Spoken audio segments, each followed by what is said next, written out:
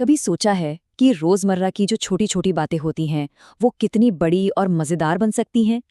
आज हम एक ऐसे ही क्लासिक कार्टून की कहानी में उतरेंगे और देखेंगे कि कैसे अरे भाई खाने को लेकर हुई एक छोटी सी बहस एक अंतरिक्ष के सफर में बदल गई। तो सवाल यही है कि खाने को लेकर हुई एक मामूली सी बहस एक पूरे प्लैनेट को बचाने वाले मिशन में आखिर कैसे बदल सकती है। सुनने में थोड़ा अजीब लगता है ना, लेकिन यही तो इन कहानियों का जादू है। चलिए इस मजेदार कहानी की एक एक परत को खोलते हैं और देखते हैं कि ये सब हुआ कैसे। हर बड़ी कहानी की शुरुआत ना कहीं एक छोटी सी बात से ही होती है। फुरपुरी नगर में हमारे हीरो मोटू और पतलू की कहानी भी एक ऐसे ही बहुत छोटे से लेकिन बहुत जरूरी सवाल से शुरू होती है। भाई आज खाना कौन बनाएगा। देखिए मोटू का ये एक डायलॉग ही उसकी पूरी कहानी बता देता है। उसकी भूख ही उसकी सबसे बड़ी ताकत है और सबसे बड़ी कमजोरी भी। और यही जुनून, यही भूख पूरी कहानी को आगे लेकर जाने वाली है। और बस यहीं से सब शुरू होता है। एक तरफ है भूखा मोटू जो चाहता है कि पतलू खाना बनाए, और दूसरी तरफ है पतलू जो रोज रोज खाना बनाकर भाई थक चुका है। ये छोटी सी चिंगारी ही आगे चलकर एक बहुत बड़ा तूफान लाने वाली है। और इसी छोटे से झगड़े की वजह से अनजाने में ही मोटू और पतलू अपने सबसे बड़े एडवेंचर की तरफ बढ़ जाते हैं। और ये सब इतनी तेजी से होता है ना कि किसी को कुछ सोचने समझने का मौका ही नहीं मिलता। एक पीछा, एक गलत जगह पर छिपना और बूम, हमारे हीरो सीधा पहुंच जाते हैं अंतरिक्ष में, अपनी दुनिया से मीलों लाखों मील दूर। अब वे एक ऐसी अजीब सी दुनिया में हैं जहां सब कुछ बिल्कुल नया और अनजान है। जरा सोचकर देखिए, एक ऐसा ग्रह जहां हर चीज गुलाबी है। लेकिन ये खूबसूरती जल्द ही एक डरावने रहस्य में बदल जाती है जब उन्हें पता चलता है कि वहां के लोग पत्थर बन चुके हैं। और यहीं से कहानी में आता है एक बहुत ही मजेदार मोड़। एलियंस को लगता है कि मोटू और पतलू कोई महान योद्धा हैं जो उन्हें बचाने के लिए आए हैं।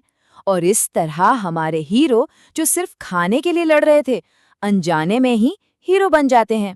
मोटू चाहे किसी भी ग्रह पर क्यों न हो, उसकी प्राथमिकता हमेशा एक ही रहती है, समोसे। जब एलियंस उसे कुछ भी देने को तैयार हो जाते हैं तो वो क्या मांगता है? बस फुरफुरी नगर के समोसे। यही तो मोटू का मजेदार अंदाज है। और अब कहानी में होती है विलन की एंट्री और हमारे हीरोज को करना है उसका सामना। तो मिलिए इस कहानी के विलन काल ग्रह से। उसका मकसद बिल्कुल साफ है, सबको पत्थर बना देना। अब दांव पर सिर्फ मोटू पतलू की घर वापसी नहीं, बल्कि पूरे के पूरे ग्रह का भविष्य लगा हुआ है। विलन का हथियार बहुत सिंपल है, एक लाल बीम जो पत्थर बनाती है और एक हरी बीम जो उसे ठीक कर देती है। यही छोटा सा डिवाइस अब कहानी का सबसे बड़ा हिस्सा बनने वाला है।